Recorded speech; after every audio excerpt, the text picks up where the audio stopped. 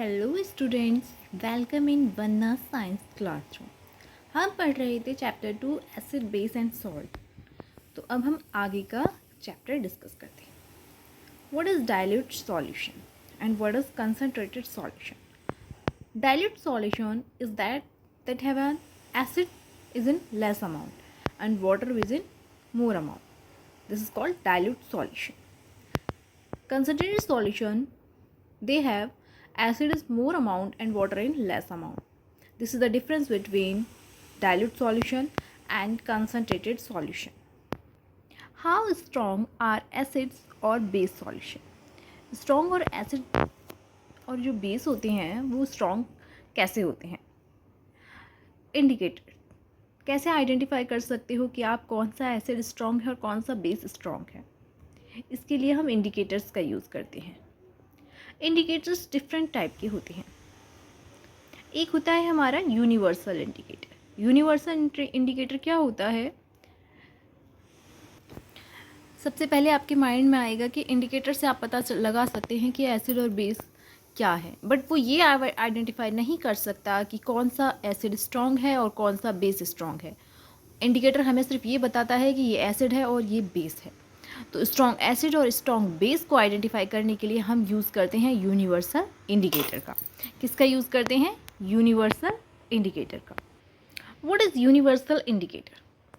Universal indicator gives colour which is a mixture of several indicators. Universal indicator होता है वो several जितने भी इंडिकेटर्स होते हैं इन सबका मिक्सचर होता है और वो कलर देता है अलग अलग। They have a different colour at different concentration of hydrogen ion in a solution. वो हर एक हाइड्रोजन आयन की कंसंट्रेशन के अकॉर्डिंग अलग अलग कलर देता है, जिससे हम पता लगा सकते हैं कि ये स्ट्रॉन्ग एसिड है और ये स्ट्रॉन्ग बेस है। Show the pH scale. What is pH scale? Scale for measuring hydrogen ion concentration solution called pH scale. ये स्केल जो मेज़र करता है हाइड्रोजन आयन की कंसंट्रेशन कि सॉल्यूशन में हाइड्रोजन आयन की कितनी कंसंट्रेशन है, उससे हम पीएच स्केल्स में फाइंड आउट करते हैं। यहाँ पर देखिए मैंने आपको ड्रॉ किया हुआ है पीएच स्केल। ये इस तरीके से होता है 0 to 14। 7 इसका न्यूट्रल होता है जो कि हमारा वाटर है। 0 से 6 तक वो सारे एसिडिक होते हैं और 8 to 14 ये सारे बेसिक होते हैं। 0 हमारा सबसे ज़्यादा एसिडिक होता है, धीरे धीरे धीरे 6 तक आते आते वो कम एसिडिक हो जाता है, फिर वो न्यूट्रल हो जाता है। वहीं अगर हम बेस की बात करें तो 8 हमारा कम बेसिक होता है, 9 थोड़ा और, 10 थोड़ा और। यहाँ और भी बहुत सारे कलर हैं, जैसे कि स्काई ब्लू थोड़ा लाइट डिफरेंट कलर, वो मैं आपको डायग्राम के थ्रू भी दिखा दूँगी। तो हमारा जो 14 है वो सबसे ज़्यादा बेसिक होता है नेचर, और 0 सबसे ज़्यादा एसिडिक होता है, और 7 हमारा न्यूट्रल होता है। अब माइंड में क्वेश्चन आता है, what is pH scale? The P in pH stand for potence. Potence P जो है उसका मीनिंग होता है पोटेंस, जो जर्मन का वर्ड है। इसका मतलब होता है पावर। क्या होता है? पावर। एच हमारा यहाँ हाइड्रोजन है। पीएच है वो जनरली स्टार्ट होता है 0 से 14 तक। 0 जो होता है हमारा बहुत ज़्यादा एसिडिक होता है, जो मैंने अभी आपको बताया, और जो 14 होता है वो बहुत ज़्यादा वेरी एल्कलाइन यानी कि बेसिक होता है, और 7 क्या होता है हमारा? न्यूट्रल। हमेशा याद रखिएगा। ये देखिए यहाँ मैंने एक एक्टिविटी करके दिखाई हुई है आपको। 2 हमने टेस्ट ट्यूब ली हैं अलग अलग, एक में एसिडिक सॉल्यूशन है और एक में बेसिक। कुछ भी डाल दीजिए आप उसमें, फिर हमने अलग अलग सॉल्यूशन है तो उसमें हमने स्ट्रिप डाली, तो क्या होगा? कलर चेंज हो जाएगा। जो हमें ऑरेंज कलर, पहली वाली स्ट्रिप में हमें ऑरेंज कलर मिला और दूसरी वाली में हमें लाइट ग्रीन कलर मिला। तो जो ऑरेंज कलर है वो हम सबसे पहले क्या करेंगे? जाकर पीएच स्केल में चेक करेंगे ऑरेंज कलर कहाँ पर है। 1 क्या है हमारा? ऑरेंज कलर है, और 1 किस साइड है हमारा? एसिडिक की तरफ है। तो 1 क्या है हमारा? pH 1 acidic in nature. तो जो ऑरेंज कलर आया वो सॉल्यूशन हमारा हो गया, ये सॉल्यूशन हमारा क्या हो गया? एसिडिक इन नेचर, क्योंकि इसका कलर ऑरेंज आया है। सेकंड का आया है light green colour. Light green colour आया है तो लाइट ग्रीन कलर को हम फिर से पीएच स्केल में चेक करेंगे, और यहाँ हम देखेंगे कि इसका क्या है? 6 क्या है? ये भी हमारा एसिडिक है पर ये कम एसिडिक है। तो हम इससे पता लगा सकते हैं कि इसका पीएच कितना है, किस कलर का है, और वो कितना ज़्यादा एसिडिक है, वीक है या स्ट्रॉन्ग एसिडिक है। ओके, तो इसीलिए हम यूनिवर्सल इंडिकेटर का यूज़ करते हैं। एसिड क्या होते हैं? जितने भी 7 से नीचे नीचे पीएच होता है जिनका, वो हमारे एसिडिक होते हैं, और बेसिक जिनका 7 से ऊपर होता है नंबर, वो बेसिक होते हैं, और न्यूट्रल जिसका pH 7 होता है, वो हमारे न्यूट्रल होते हैं। बहुत ही इम्पोर्टेंट यहाँ पर एक न्यूमेरिकल पूछा जाता है बहुत ज़्यादा कि एसिडिक स्ट्रेंथ जिसकी ज़्यादा होती है उसकी pH वैल्यू कम होती है। क्या होती है? जिसकी एसिडिक स्ट्रेंथ ज़्यादा होगी उसकी pH वैल्यू कम होगी। ये इन्वर्सली प्रोपोर्शनल होता है। सेकंड है बेसिक स्ट्रेंथ, जिसकी ज़्यादा होगी उसका pH वैल्यू भी ज़्यादा होगी। ये डायरेक्टली प्रोपोर्शनल होता है। तो ये फॉर्मूले आप ज़रूर याद रखिएगा, ये न्यूमेरिकल में बहुत ज़्यादा पूछे जाते हैं। H plus ion concentration is inversely proportional to pH value. जिसकी pH वैल्यू कम होगी उसमें हाइड्रोजन की कंसनट्रेशन सबसे ज़्यादा होगी। अब जैसे कि pH वैल्यू 1 है किसी की, तो उसमें हाइड्रोजन की कंसनट्रेशन सबसे ज़्यादा होगी, वो एसिडिक होगा। जैसे जैसे pH की वैल्यू बढ़ जाएगी, अगर हम 12 pH वैल्यू की बात करेंगे तो क्या होगा? H plus ion concentration inversely proportional है। क्या होगा बताइए कमेंट सेक्शन में। Importance of pH in everyday life. अब जो pH है इसका हमारी एवरीडे लाइफ में क्या यूज़ है? Plants and animal pH sensitive.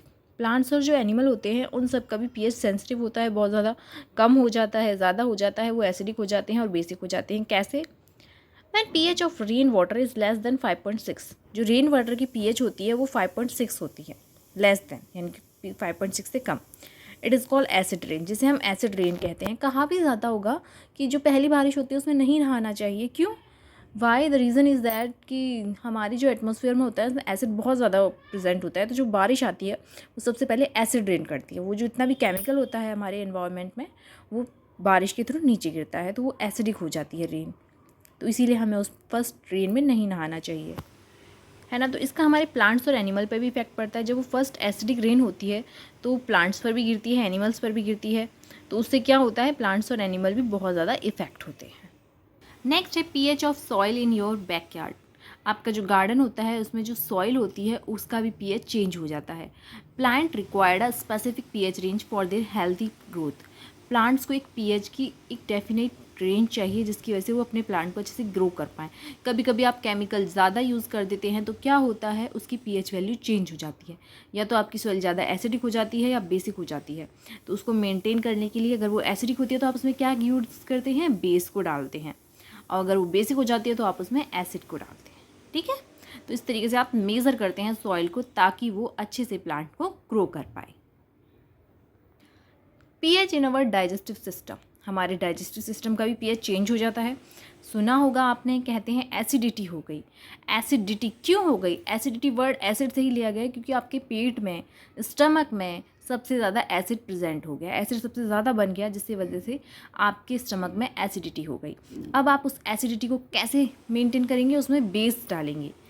आप क्या करेंगे? बेस लेंगे, जिसकी वजह से आपका एसिड और बेस जब रिएक्ट करेगा तो वो न्यूट्रल हो जाएगी रिएक्शन और आपकी एसिडिटी ख़त्म हो जाएगी। Our stomach produce hydrochloric acid.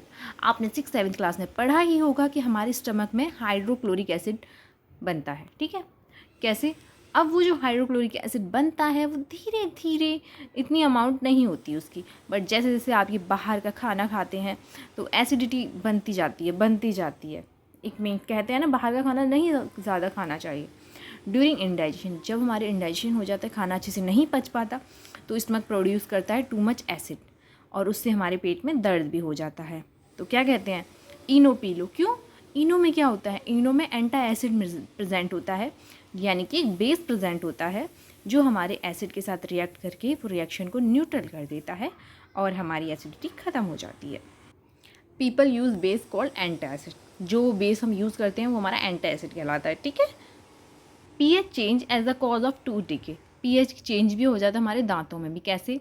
pH of mouth is lower than 5.5। हमारे जो माउथ का pH होता है वो 5.5 होता है। यूजिंग टूथपेस्ट, जब हम टूथपेस्ट का यूज़ करते हैं, which are generally basic for cleaning, दांत साफ करने के लिए बेसिक चीज़ है। The teeth and the neutralize the excess acid, और वो क्या करता है? हमारे मुंह में जितना भी एसिड होता है उसे न्यूट्रल कर देता है। इसलिए हम क्या करते हैं? टूथपेस्ट से ब्रश करते हैं, वो हमारे माउथ में जितना भी एसिड है उसे न्यूट्रल कर देता है। Self defence bye animal through chemical. ये सेल्फ डिफेंस हमारी प्रोटेक्शन भी करता है एनिमल्स के थ्रू। कैसे? बी स्टिंग, जब मधुमक्खी में खा जाती है तो वहाँ हमारी ईचिंग होने लग जाती है, खुजली होती है बहुत ज़्यादा, तो वहाँ पर हम बेकिंग सोडा का यूज़ करके अपनी ईचिंग को ख़त्म कर देते हैं। क्यों? क्योंकि बी स्टिंग, मधुमक्खी के डंक में क्या प्रेजेंट होता है? कमेंट सेक्शन में बताइए कौन सा एसिड प्रेजेंट होता है बी स्टिंग में। और अगर वहाँ पर हम बेकिंग सोडा को लगाते हैं, जो कि हमारा क्या है बेकिंग सोडा, तो उससे वो रिएक्शन क्या हो जाती है? हमारी न्यूट्रल हो जाती है। तो क्या कौन सा एसिड प्रेजेंट है और बेकिंग सोडा हमारा क्या है, ये आप मुझे कमेंट सेक्शन में बताएंगे। ये एक छोटी सी टेबल है जहाँ पर हमारे नेचुरल सोर्सेज दिए गए हैं और उसमें क्या क्या एसिड प्रेजेंट है ये बताया गया है। विनेगर में एसिटिक एसिड पाया जाता है। ऑरेंज में क्या होता है? सिट्रिक एसिड पाया जाता है। टर्माइड में टार्टरिक एसिड होता है। टर्माइड क्या होती है? हिंदी बताओ। टमाटो में ऑक्जेलिक एसिड पाया जाता है। कर्ड में लैक्टिक एसिड होता है। लेमन में सिट्रिक एसिड होता है और एंट की स्टिंग में मेथेनोइक एसिड होता है। तो ये आपको पता होने चाहिए किस सोर्स में कौन सा एसिड प्रेजेंट होता है। Okay student, got it? यहाँ तक आपको वीडियो समझ में आई तो प्लीज़ आप मेरे चैनल को सब्सक्राइब करें, और किसी को कोई भी दिक्कत हो तो वो कमेंट सेक्शन में मुझे बताएं कि उसे किस टॉपिक पे वीडियो चाहिए। मैं वो वीडियो ज़रूर अपलोड करूँगी, और मेरी वीडियो को ज़्यादा से ज़्यादा बच्चों तक पहुँचाएँ ताकि उनकी भी हेल्प हो और वो ईजी लैंग्वेज में मेरे टॉपिक्स को समझ सके। Thank you. मेरी वीडियो जिसको भी अच्छी लगी हो प्लीज़ लाइक, शेयर और सब्सक्राइब करना ना भूलिए, और आगे से आगे बढ़ाइए मेरी वीडियो को। Thank you all.